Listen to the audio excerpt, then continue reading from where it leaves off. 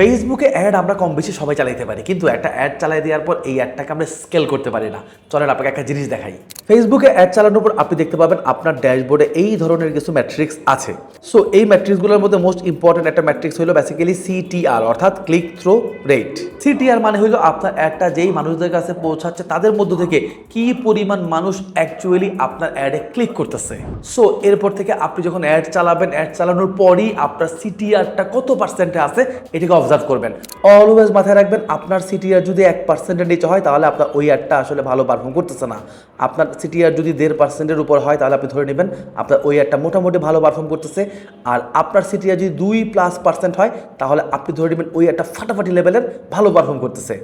আরেকটা জিনিস মাথায় রাখবেন, আমরা অলওয়েজ সিটিআর লিঙ্ক ক্লিককে অবজার্ভ করব, not all CTR. Because all সিটিআরে আপনি অলওয়েজ দেখবেন আপনার সিটিআর 5, 6, 7, 8%। সো অল সিটিআর দেখে আপনি ডিসিশন নিলে আবার ভুল ডিসিশন নেবেন।